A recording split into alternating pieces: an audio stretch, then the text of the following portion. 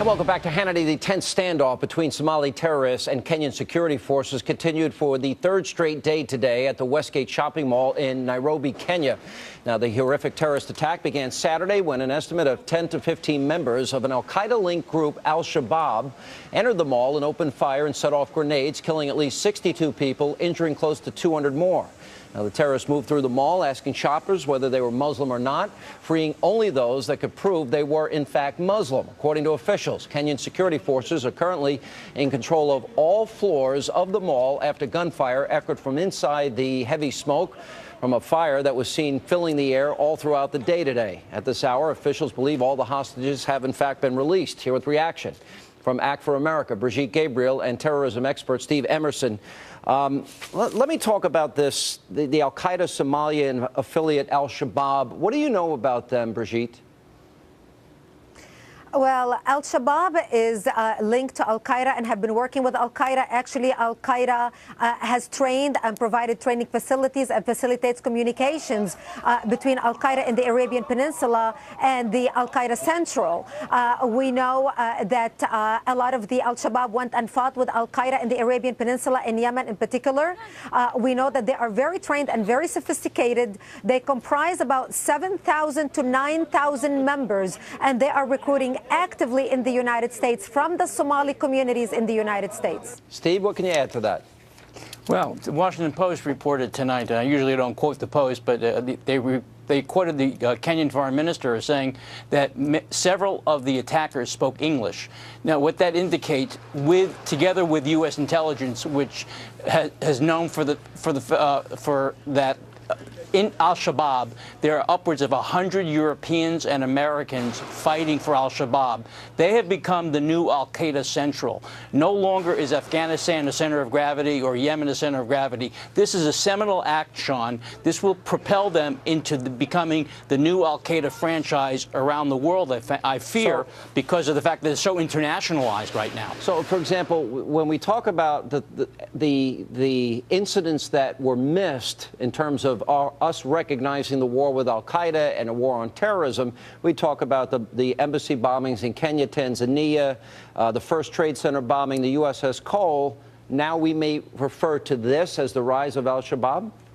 This could be the seminal incident that propels them into becoming the new face of al-Qaeda, because, one, in a perverse way, the success of this mass hysteria, publicity, the mass killings, the fact that they took their time in actually doing surveillance, like the Mumbai massacre several years ago, will recruit new members. Number two, they already have Americans with American passports. They have Dutch with Dutch passports. How did they get these Americans? Because let me throw that to Brigitte. Brigitte, how did they recruit these Americans?